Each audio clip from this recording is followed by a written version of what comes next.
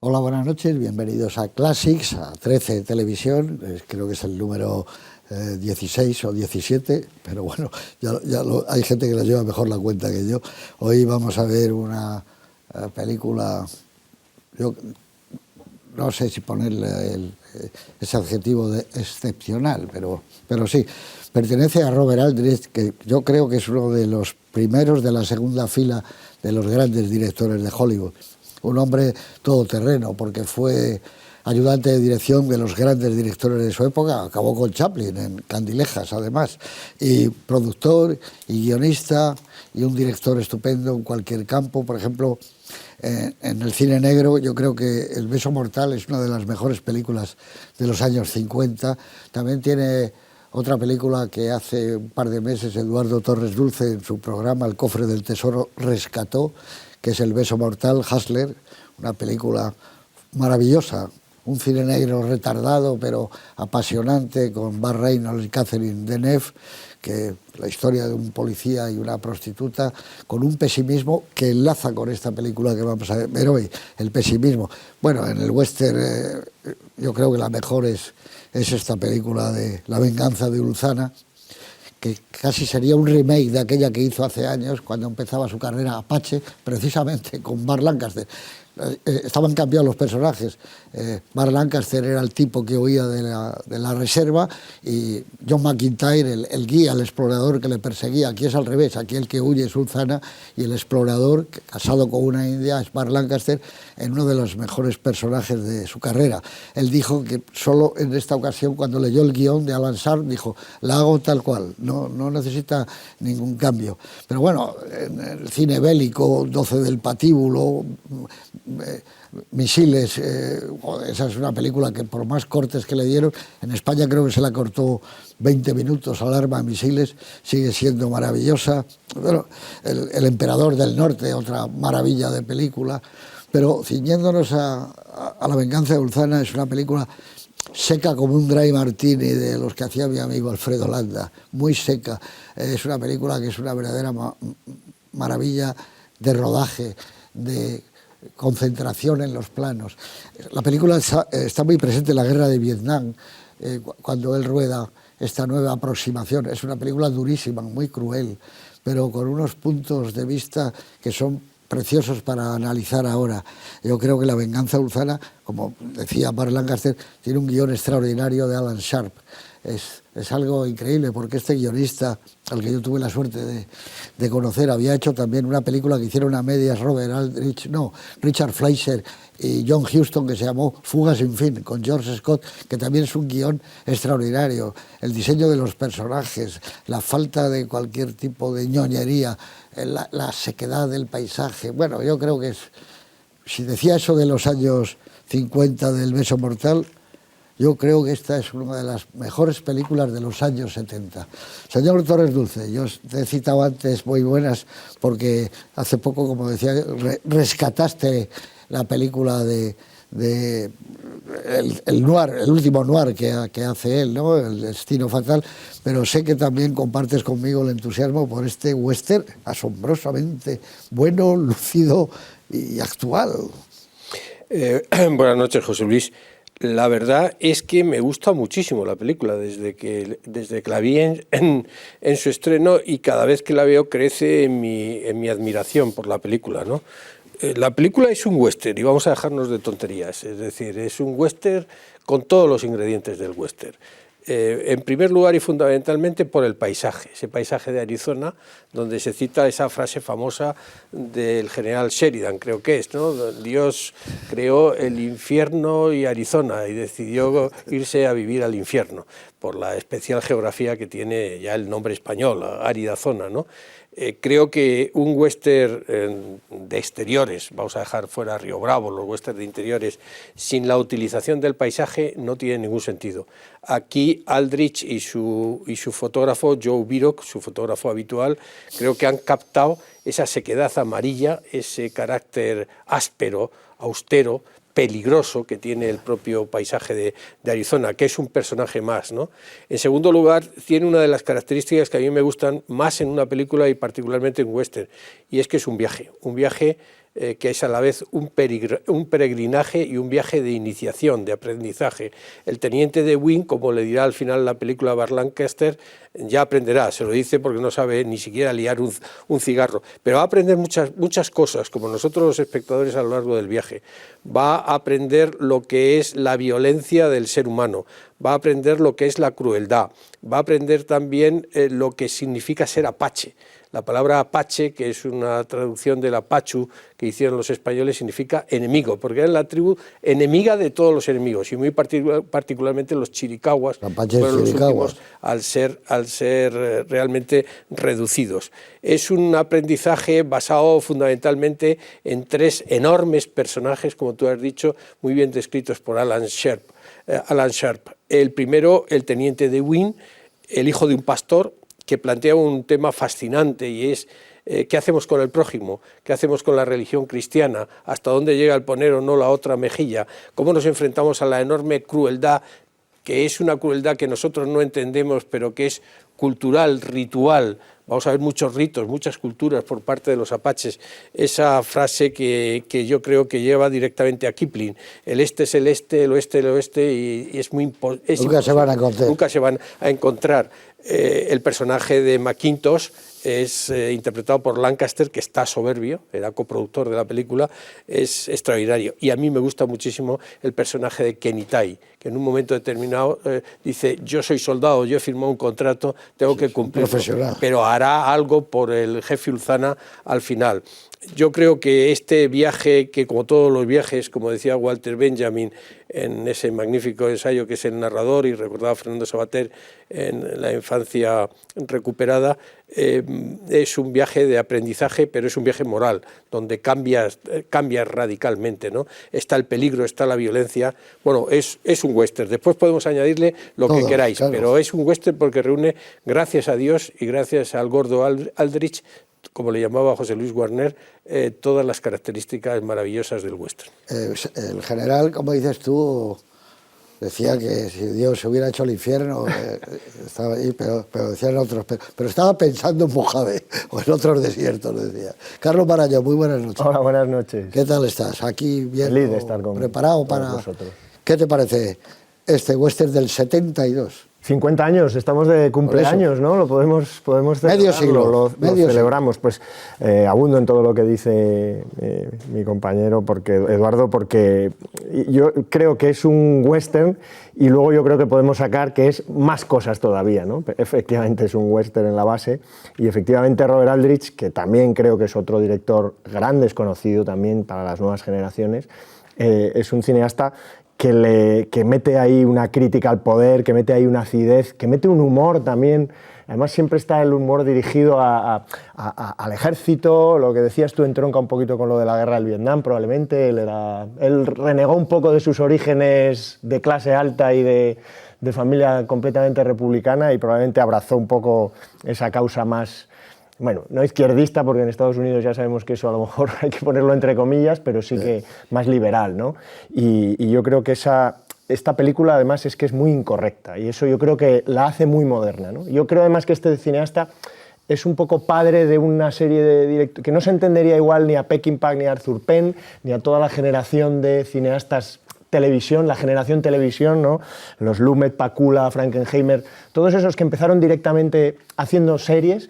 Él, en cambio, que hizo series también, y que cogió también eso que se ve en su forma de dirigir y esa versatilidad que tiene, pero es verdad que él empezó a la antigua usanza, ¿no? Empezó haciendo en la serie B, en la RKO, algo que esa otra generación no mamó como él, ¿no? Y entonces yo creo que eso le hace más especial todavía a Robert Aldrich. Bueno, y una ventaja, que fue ayudante de dirección de muy buenos directores, Milestone, bueno, es como una prolongación del primitivo Orson Welles. Tiene mucho que ver con Orson Welles. A él le gustaba mucho esa cosa. Entraron juntos o cerca en el tiempo, ¿no? Sí, y hay algo parecido, sobre todo en las películas esas como neogóticas de Baby Jane y todas esas cosas, esas películas distintas.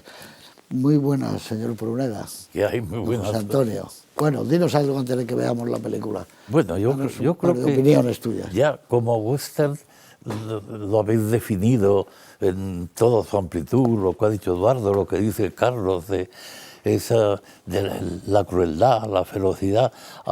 creo que va un poco más lejos, creo que explica también, que se esfuerza en explicar la filosofía de cada una de las partes, lo cual también me parece importante. O sea, nada es gratuito, sino que pertenece, digamos, como quien dice, pertenece a la propia etnia del Apache. Es decir, no es un señor cualquiera, es un señor, digamos, que está hecho para matar. En este caso hay una definición muy bonita de Kenny Tai cuando habla de ha respirado demasiado tiempo el aire, digamos, de la reserva, y ahora tiene que respirar otra vez el aire de la pradera. Y luego hay una cosa que me encanta de esta película, que es, tiene una estructura perfecta, pero perfecta en muchos sentidos.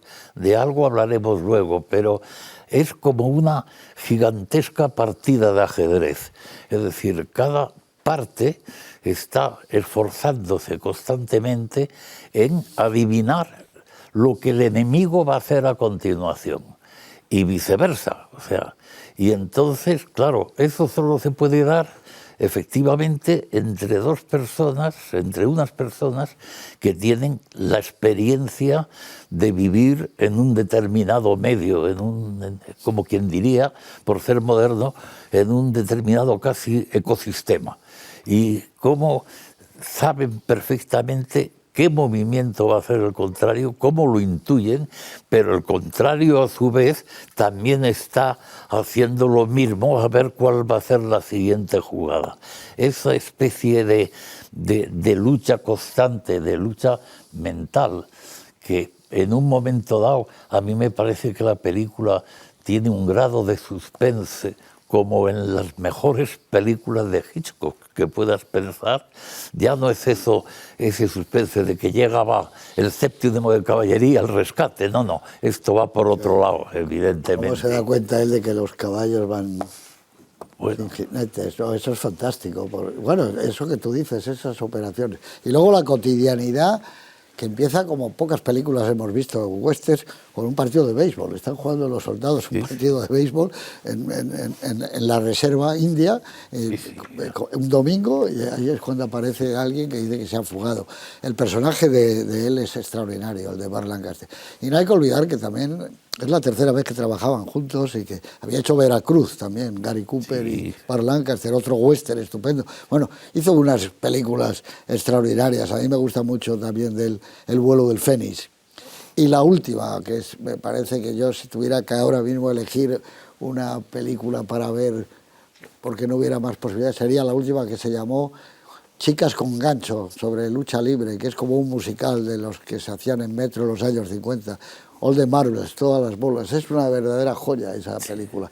Pero bueno, vamos a ver la venganza de Ulzana, Ulzana's Ride, que es, yo creo, una verdadera joya del cine de los 70 y que está entre los 30 mejores western que yo creo que se han hecho, que ya quiere decir, porque cuidado que se han hecho western buenos. Así que con todos ustedes, esta especie de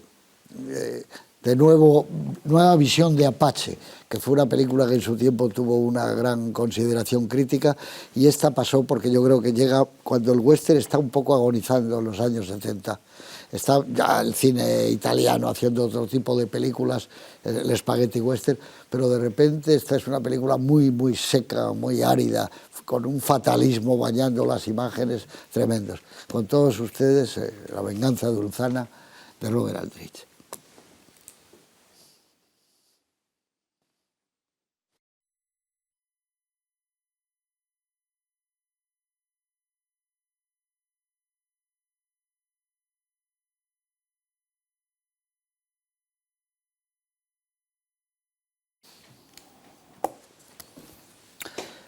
En 1972 se hace esta película, como decía Carlos Barrallón, 50 años, medio siglo justo. ¿Qué pasaba entonces por el planeta Tierra? Pues una noticia tremenda para nosotros, porque murió Cristóbal Valenciaga, el modisto español, sin duda alguna uno de los grandes genios de la costura y uno de los, pero de los que hizo que la moda fuera distinta durante varias etapas y varias décadas. Era un verdadero, uno de los genios españoles del siglo XX.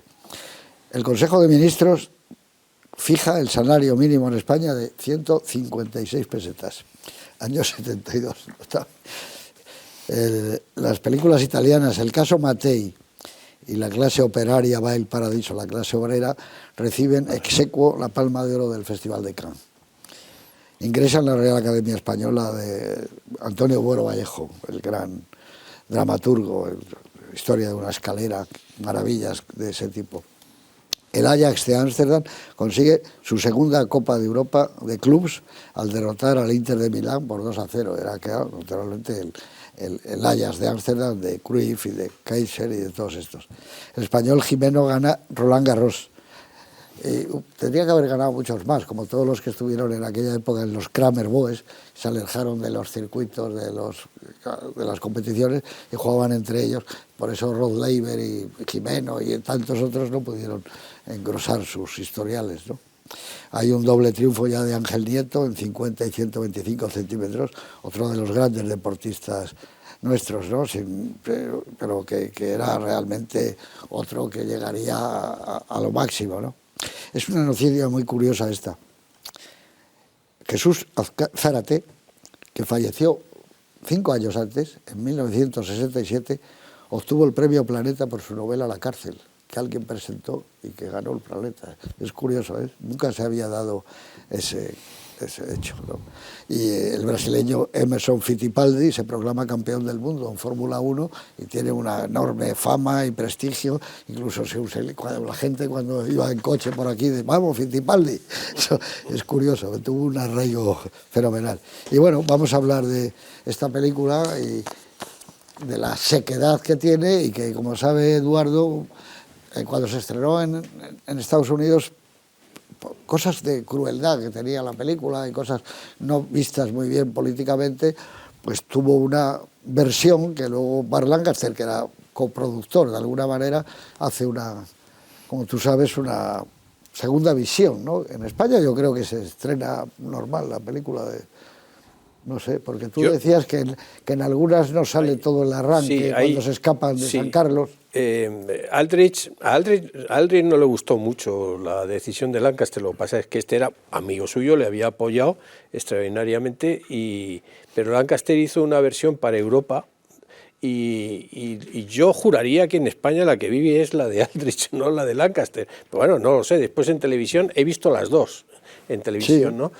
Se distinguen una de otra en la que hemos visto esta noche en 13 de televisión es la que a mí más me gusta, que es la de Aldrich, que empieza con un pregenérico, sí, en la que Ulzana y sus hombres sacan los caballos, sí, claro, en la reserva de San Carlos, el agente sale a la noche a verle y desaparecen.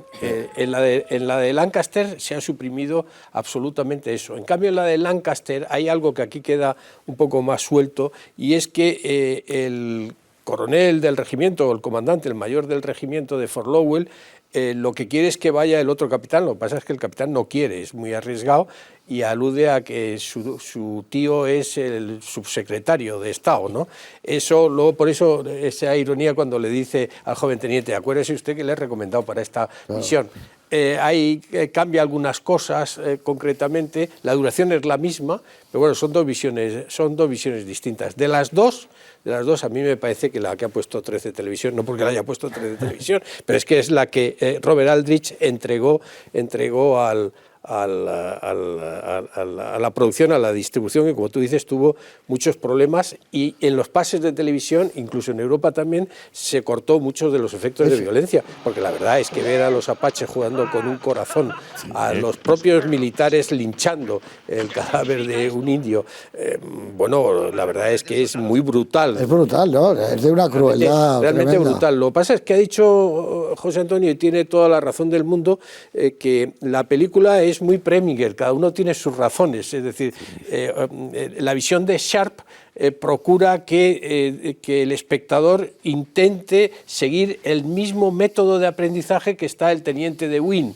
a través de las indicaciones de McIntosh, que le da un verdadero, le da un verdadero tratado de moral. Es una cultura dominante contra otro que quiere sobrevivir. Esa es la película, ¿no? Pero lo explica muy bien, es decir, la cultura que domina, como ha dicho José Antonio, es decir, y lo explica Kenny Tai, es coger fuerza, ese aspecto, vamos a decir, anímico, que está ahí presente, ¿no? Se subraya incluso, es decir, no matan al chico. ¿Por qué? Pues porque no les va a dar fuerza. Un crío joven no da ninguna fuerza, mata a adultos. De todas maneras, es una película sensacional por otro motivo también, y es que en esta, tal y como se desarrolla este viaje que tú decías, los caballos son mucho más importantes que los hombres. Claro, sin duda. Los hombres son sustituibles, vamos a decirlo así, pero los caballos, amigos, los caballos no. De hecho, Ulzama lo que va contando en plena batalla del Cañón del Perro son los caballos que van recuperando, no los indios que puedan estar cayendo, ¿no? O sea, es la importancia, ¿por qué? Pues porque los caballos son los que le van a dar sentido a esta expedición, ¿no? Eso y el endurecimiento que el ser humano tiene que tener con respecto al paisaje y las condiciones. Es decir, tú no sobrevives si de alguna forma, como han hecho los apaches, aceptas cuál es la geografía, aceptas los peligros de la geografía y las carencias, los caballos, el agua, cuando envenenan el agua tirando o matando al caballo correspondiente, como tú dices, es un juego de estrategia, es un juego de ajedrez que Sharp ha reproducido extraordinariamente. Sharp comentó siempre que él había pensado en Centauros del Desierto, que es su película favorita, y que de alguna forma no la había copiado, pero que la película que tiene de referencia es así. A mí me gusta decir que de igual forma esta película presenta, lo ha dicho José Luis al principio, otro aspecto de los destacamentos de caballería que estaban en la frontera, distintos de la trilogía de John Ford, pero está muy cerca de una película que a mí me gustó mucho de Robert Mulligan, que es La noche de los gigantes, que tiene que ver también, en este caso sería el personaje de McIntosh, que no muere y que de alguna forma va a recoger la esclava blanca, vamos, la cautiva blanca, que es otra vuelta de tuerca de The Searchers. Y últimamente me gustaría citar una película que se cita poco porque es un western moderno, pero que a mí me gusta mucho, que es El Valle del Fugitivo, que es otra película en la que Polanski, muy amigo de Aldrich, intentó explicar lo que sucedía ahí. Yo digo en cuanto al tema. Por eso lo que decías tú, que es un western, fíjate, por esa parte de estrategia y toda esa parte, incluso hacen ese señalamiento de cómo va a ser la operación sobre la tierra, ¿no? Con unos palos y le señala, vamos a ir por el desfiladero, les vamos a atacar, tenemos que ir por aquí y por allí, ¿no? Como cuando en esas sobremesas colocas, hablando de fútbol, colocas las botellas y los vasos. Yo sí que le veo un punto también, y quizá porque sabemos que luego ha hecho o que hizo antes películas bélicas muy importantes, pero sí que tiene una parte bélica, quizá por lo que dice, muy importante. Tiene un apartado de estrategia bélica, de ese funcionamiento, ¿no? ¿Y sabéis quién lo vio eso muy bien? Que además es un gran fan de Robert Aldrich, y de ahí quizá por la brutalidad a la que asociamos normalmente. Quentin Tarantino es muy fan del cine de Robert Aldrich. Y a mí me da la sensación de que Aldrich, si lo miráis bien, era un indie antes del cine independiente, ¿no? Era un cineasta independiente mucho antes del cine independiente, porque era un hombre que quería hacer sus propios proyectos, nunca se casó con nadie. Odiaba a los productores clásicos. Montó su productora, se arruinaba. Claro, cuando tuvo el éxito con 12 del Patíbulo, se hizo un estudio. Vendió sus derechos y montó su estudio para poder hacer lo que él le apetecía, ¿no? Pero de hecho, él durante un tiempo tiene esa especie de cosa que se llama Los Asociados y Aldrich,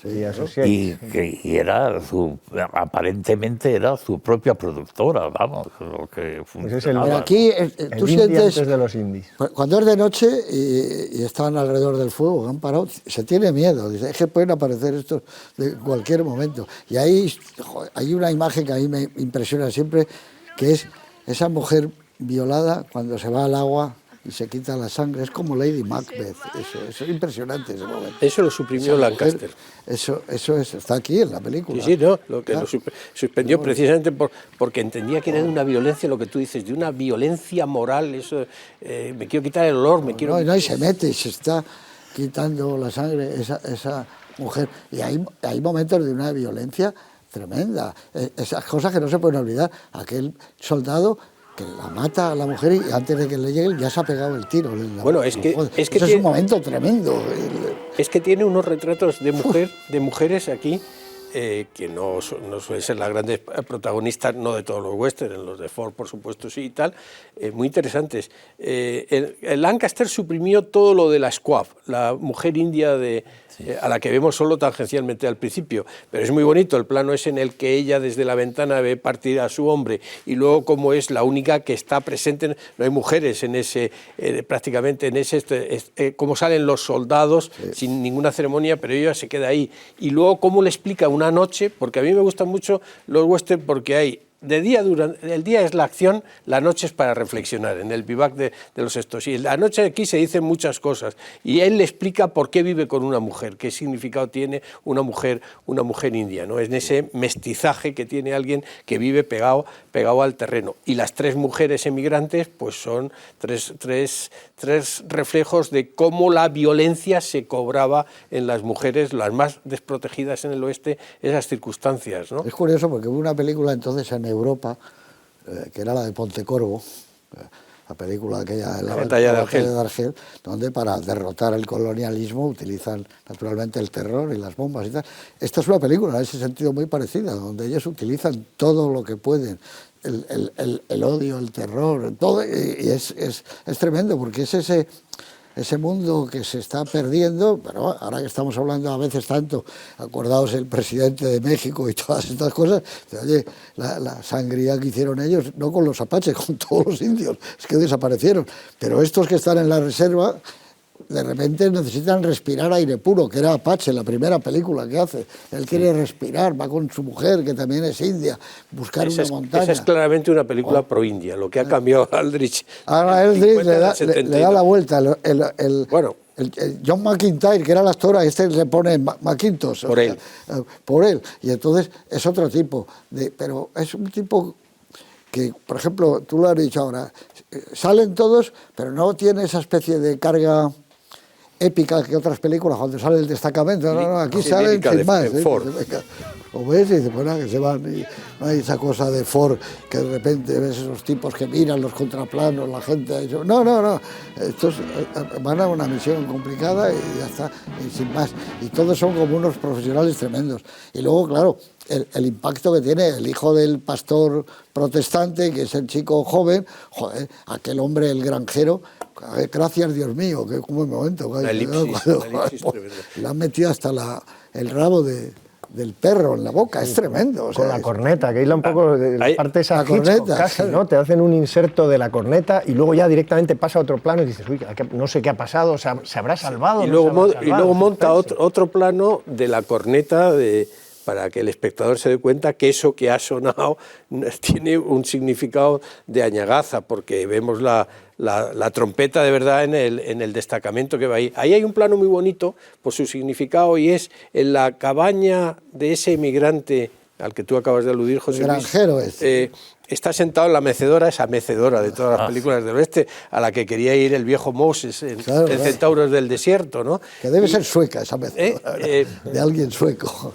Son holandeses, por lo que cuenta la película, ¿no? Sí, pero abre la Biblia que estaba en todos los hogares norteamericanos, porque ahí el árbol genealógico se escribía, eso lo cuenta Faulkner en algunos de esos, se escribía al final, se iban poniendo los nombres, los matrimonios, etcétera. Y entonces está en mitad de la noche en una devastación total de la cabaña, diciendo ese rastro de civilización, de religiosidad, que no entiende el teniente de Wynne, como su padre decía, hay que poner la mejilla, debemos de ser buenos con los apaches, y el choque es brutal, ¿no?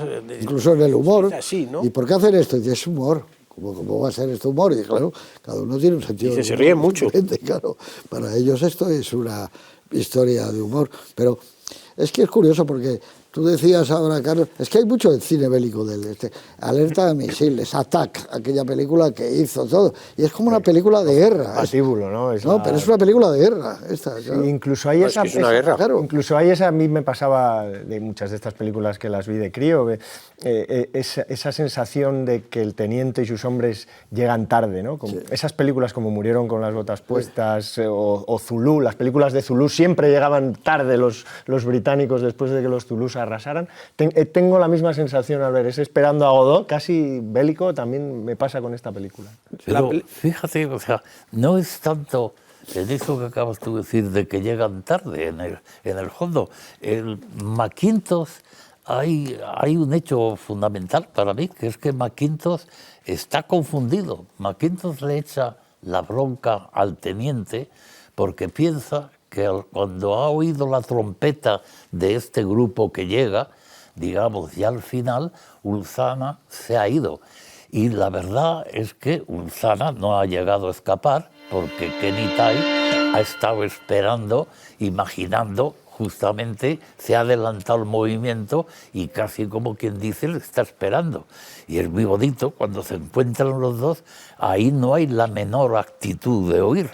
Y es lo mismo que es el detalle de que en ese momento Kenny Tai lleva una corneta, digamos, que es la que llevaría el hijo de Ulzana, que es la que sirve para engañar a Rukeyser para que piense que ya le van a salvar los señores del ejército y demás, y sale ya lo que no lo ves, pero no hace falta verlo. Dices tú, Eduardo, lo curioso es que después de eso, y al granjero es un horror lo que le han hecho y tal, pasan la noche allí y McIntosh, Berlanga, tiene la Biblia en la mano, pero no con interés. No, pero la está ojeando, sí, yo pero creo. No, como diciendo, ¿esto qué significa? No, yo creo... Yo no lo veo mucho Ahí discrepo en ti, querido José. Yo lo que pienso es que él está abrumado, es decir, ve de alguna forma cómo esos emigrantes que han venido a un nuevo país a crear algo, que traen sus cosas, que tenían un futuro, no tienen ningún futuro, o sea, les ha desaparecido, que ni siquiera... y la Biblia no significa nada. La impetración que dice, gracias Dios mío, ayúdame, no sé qué, igual que lo dice una de las mujeres emigrantes, etcétera, ¿no? Parece como si Dios estuviera ausente de Arizona en ese momento, ¿no? ¿Cómo es el momento que la mujer le pide por favor que no huya al soldado, ¿eh?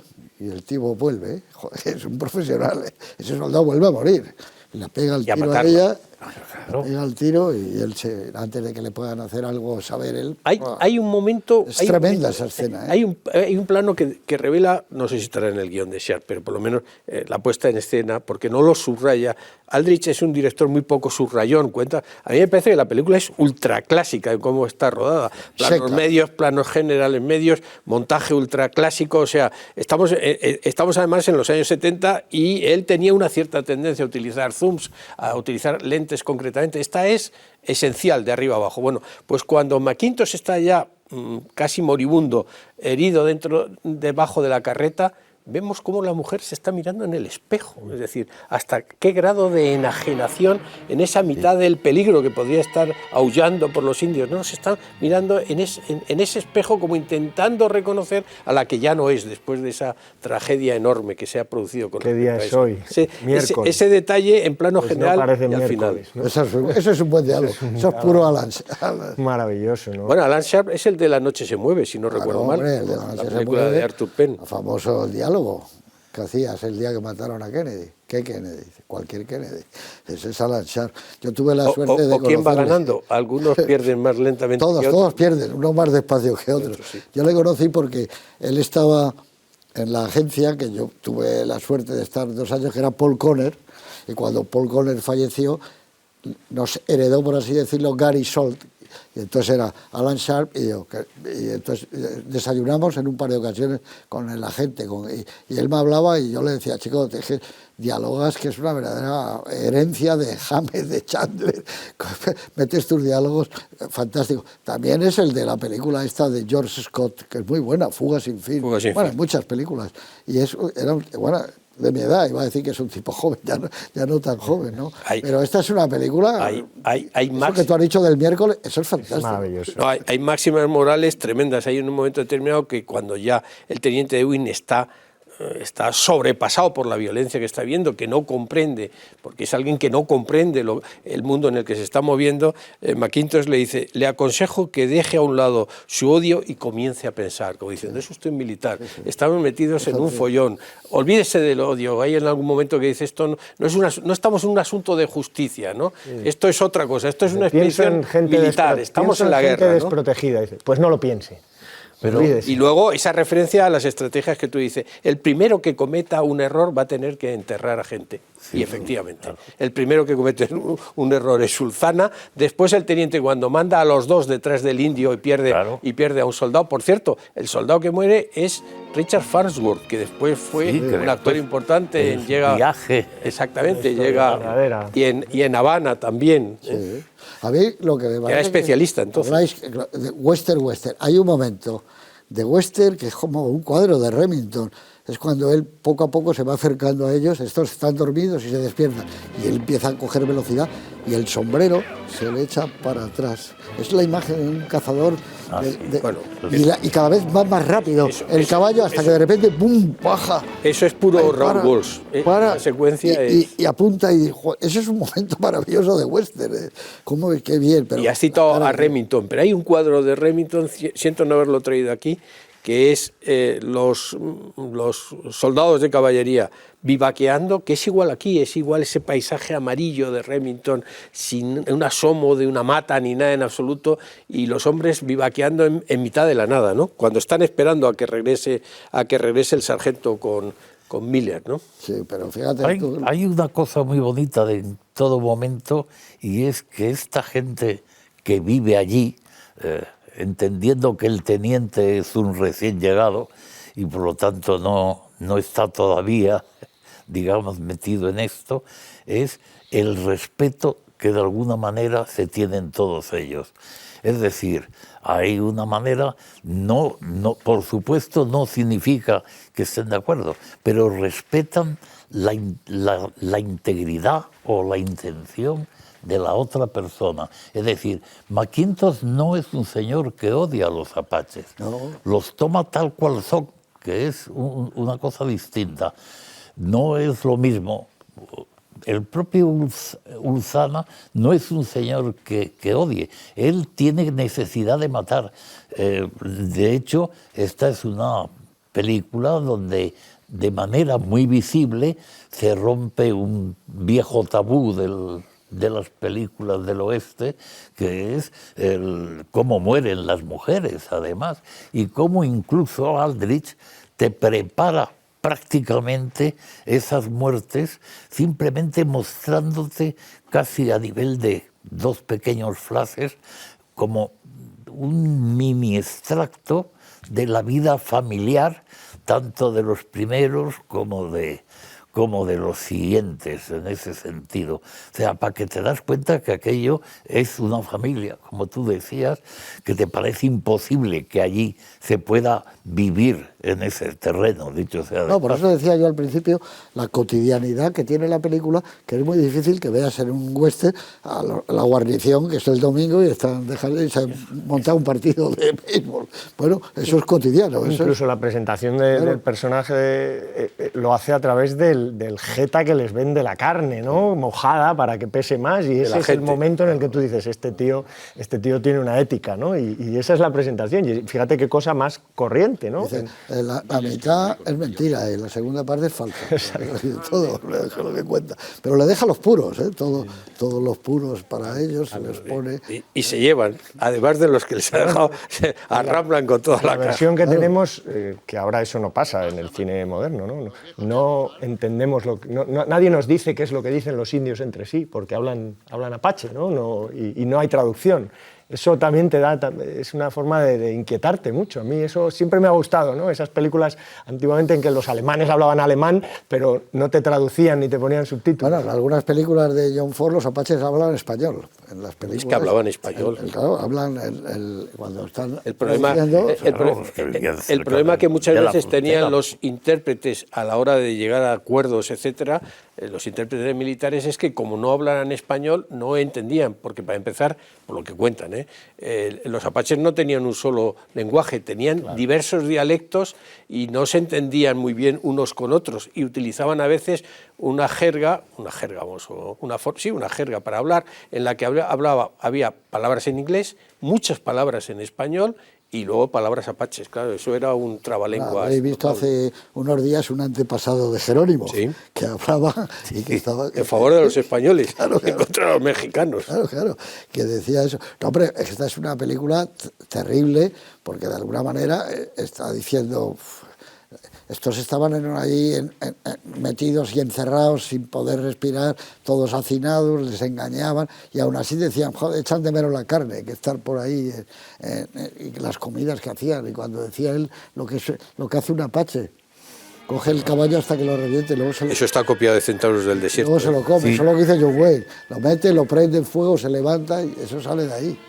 Eso está ahí. En cuanto a esa tolerancia que hemos estado hablando, tolerancia, comprensión, más que tolerancia, es intentar comprender lo incomprensible. Eso es. Le dice Burt Lancaster en esa cantidad de máximas morales, una especie de Montaigne embutido en traje de explorador, ¿no? En que le dice, es como odiar al desierto porque no tiene agua. El desierto no se le puede odiar porque no tiene agua sencillamente, no forma parte del elemento del desierto. Y los apaches no pueden ser juzgados con criterios de civilización occidental, de humanismo, de cristianismo.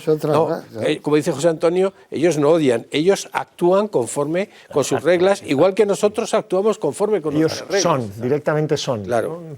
Ahora, lo que tiene la película... Es de una belleza enorme. ¿Cómo se nota cuando ruedas de verdad en escenarios naturales, que no hay transparencias, que no hay esas noches americanas? No, aquí... O no hay efectos digitales, ojo. Ahora. Claro, bueno, es que es impresionante, es de una belleza. La secuencia... Un tipo a caballo en ese lugar o un tipo disparando, es una maravilla. La secuencia final a la que ha aludido José Antonio antes, la doble secuencia final, es decir, esa estrategia final de cómo atrapar a Ulzana para que Ulzana no les atrape a ellos, es una especie de gambito y contragambito, hablando en términos de ajedrez, ¿no? Sacrificando piezas y las cosas y tal. Es de una belleza extraordinaria y a mí me ha recordado las estrategias de las películas de Boetticher, en esos donde todos se mueven dentro de ese paisaje rocoso a intentar un juego del escondite, a intentar sorprender. Y hay algo que yo creo que está presente en la película y es el fatum, algo muy de Fritz Lang. Sí, la fatalidad. Es decir, es que los gemelos, de repente, el indio que está vigilando lo coloca frente al sol y hace la señal que obliga de alguna forma al teniente a girar atrás y obliga a esa estrategia del apache para matar para que no llegue a avisar a Ulzana. Lo que dices del destino, aquí el destino es que está desde el primer momento, que este teniente aprenda una lección. O sea, este teniente va a aprender lo que Mackintosh, que muere, pues...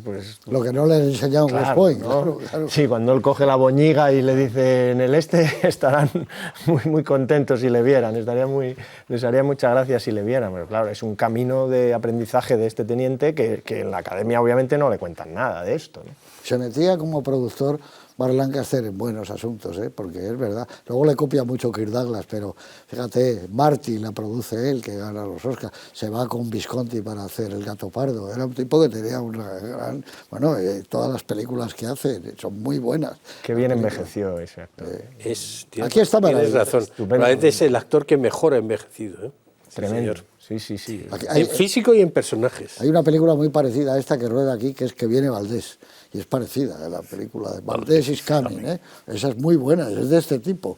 También es que luego lo hemos visto en pelis de otro estilo, ya Atlantic City o Local Hero, películas en las que tiene todavía un encanto y una fuerza que este hombre, lo comentamos también en otro programa, era un modelo prácticamente, era un bellezón para los hombres, ¿no? Y cómo creció como actor y como... Ahora, estaba aquí mirando ahora la lista de las películas del 65 de Aldrich, y es impresionante. El vuelo del Fénix, 12 del patíbulo, paso a otras que me gustan menos, pero La banda de los Grissom, que es una versión de Santuario de Faulkner, que está también de una violencia increíble. ¿Tienes ahí El Emperador del Norte? El Emperador del Norte. Impresionante.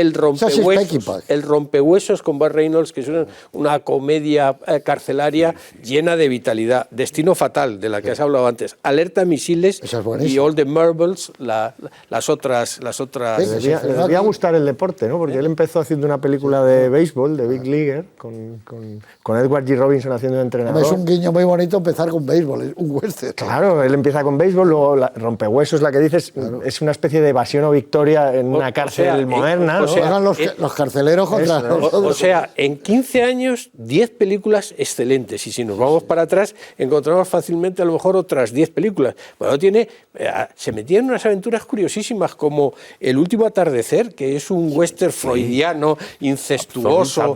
Absolutamente freudiano. Total. Muy romántico, de repente se parece una película de Nicolas Rey, por decirlo, de repente aparece todo el pasado que existe entre los personajes, aparece un aspecto noir también dentro de la película. Y luego lo que ha dicho José Luis de su eco de... Las neogóticas, ¿qué ocurrió con Baby Jane, Sweet Charlotte? Rodó blanco y negro mucho, ¿no? Claro. O sea, usó el blanco y negro más que hasta los 60 y tantos, ¿no? Que ya era, digamos, lo hacías ya no porque te obligaban, sino porque te apetecía, ¿no? Estético. Baby Jane es una película en blanco y negro y es del 63, me parece recordar. No abandonó el blanco y negro hasta tarde. Cuando quiso contratar a Peter Falk, pues necesitaba una estrella para la última película. Él no murió de viejo, murió relativamente joven y además con proyecto, murió de un ataque al corazón, probablemente por la enorme gordura que tenía probablemente, ¿no? Y el poco ejercicio pese a los deportes que le gustaba. Pero le dijo, necesitaba a Peter Falk y le dijo al productor, voy a utilizar la táctica Bette Davis. Dice, ¿cuál es la táctica Bette Davis? Dice, la que seguí para convencer a Bette Davis que trabajara en qué sucedió, ¿no? Y la táctica era decirle, mira, este es el mejor guión del mundo y tú me tienes que decir que es el mejor guión del mundo. Si me empiezas a decir que falla en la página 16, no te contrato. Y curiosamente Bette Davis dijo, es el mejor guión del mundo, y puso todo, y Peter Falk para la película de las chicas luchadoras, que es fantástica, dicho sea paso. Esa es una maravilla. Aquí es que tiene muchos nombres, All the Marbles, Chicas con gancho. De California Dolls. California Dolls. Es como se anuncian ellas.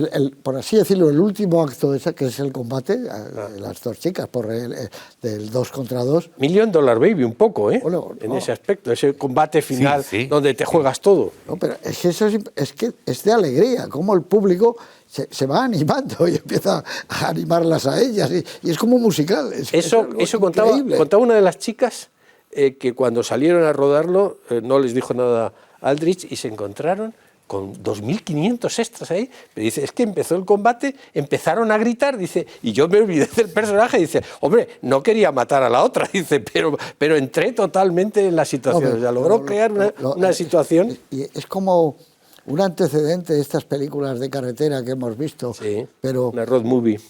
Van en un coche verde muy feo y paran en los lugares esos para tomar café, él con las chicas, hoteluchos, y él les va diciendo, vamos a buscar, y él les habla de vosotras sois actrices. ¿Cómo actrices? Dice, sí, igual que las cantantes de ópera, sois como la Callas y tal, porque actuáis. Y es una maravilla cómo el tipo las va metiendo en ese mundo para hacer el campeonato de Estados Unidos de lucha del 2 contra 2. Qué maravilla es esa película. Pero insisto, tiene el ritmo de los musicales, es como Cantando bajo la lluvia, como una de estas. Al final tú te ves como que estás aplaudiendo también. Es una alegría de vivir, fíjate tú que es. Pero luego después se ha hecho una película y una serie de lucha libre de chicas también, me parece, basada en esta historia que tiene él. Pero bueno, y la que tú citabas también, El destino fatal, esa sí que tiene fatalismo, nunca mejor dicho, y negra como es de los noir más existencialistas en el sentido sartriano que puede existir. O sea, no hay salida para un amor. De todo, por encima de todo es un director implacable en cierta medida, o sea, no se permite, es una película, la de hoy, que prácticamente dices, ¿hay algún toque en algún momento de humor? Y solo hay en toda la película, creo que hay un momento que te lo puedes tomar como un cierto humor, que es cuando Kenny Tai describe la mujer de Ulzama. Es fea, la mía no. O sea, no tan fea, dice, no dice que sea guapa. No sé, tan fea. no quiere decir que sea guapa. ¿Cuál sería tu plano preferido de esta película? Es Hay que muchos, ¿eh? Me gusta. No, yo me voy a ir, con vuestro permiso, al final. Es decir, a mí hay una cosa que me gusta mucho en la película, que es... El congelado final, congela la película, ¿eh? Sí, bueno, Chac. no, pero que es las miradas sobre todo que cruzan Lancaster y Kenny Tai. Yo creo que la despedida 3 que tiene la película revela que la película es formidable en la creación de personajes, que hay un guión formidable, pero que Aldrich es un director tan físico que comprende también lo que hay detrás de los personajes, ¿no? Y hay un momento determinado en que el teniente se excusa y le dice una cosa extraordinariamente hermosa y vital, ¿no? La última enseñanza, la penúltima enseñanza que le dice, usted tomó una decisión y debe de asumirla. Y dice, nadie somos perfectos, ¿no? en esa concepción. Y luego hay dos gestos, es la mirada que le envía Kenny Tai a Lancaster despidiéndose, con un pequeño gesto, y luego hay algo que implica que el teniente ha empezado a comprender, y es que saluda militarmente a Kenny Tai antes de irse. Sí, ha empezado respeta, a comprender el respeto, Eso. el respeto y la comprensión. ¿Y tu plano, Carlos? Bueno, a mí me gusta mucho el momento en el que el niño va a salvar el dedo de su madre, pero yo me quedaría con, os comentaba antes, la escena de la corneta, de ese colono que luego aparece asesinado. Hay un momento, me parece de una fuerza cinematográfica muy potente, esa mirilla de la puerta en la que él coloca el revólver por ahí. Me parece que eso aguanta fenomenal, que es una idea estupenda, porque luego es por ahí por donde va a entrar el fuego, que acaba siendo el principio de su fin, ¿no? Hay una película que se llamaba Los que no perdonan, que también era más blanca, sí, también tenía eso, les atacan y les tiran el fuego por arriba. y lo del tejado. Y lo del tejado. Pues, Bueno, ¿cuál es tu momento? Pues yo creo que es casi obvio, o sea, no sé. A mí me parece que la muerte de Ulzama, que no vemos, el encuentro de Kenny Tai y Ulzama. Cuando se encuentran, Ulzama sabe que está muerto. Y entonces el otro Kenny Tai deja caer la corneta al suelo, tiran los rifles, los dos, y demás, y Ulzama se arrodilla y empieza un canto de muerte. Prácticamente el Kenny Tai llega, se pone por detrás, se corta el plano. Luego solamente vas a oír un disparo. Y no sé si el Maquinto dice, es Kenny Tai. Y con eso te has Un contado. funeral, A un partir guerrero. de ahí ya sabes cómo ha terminado.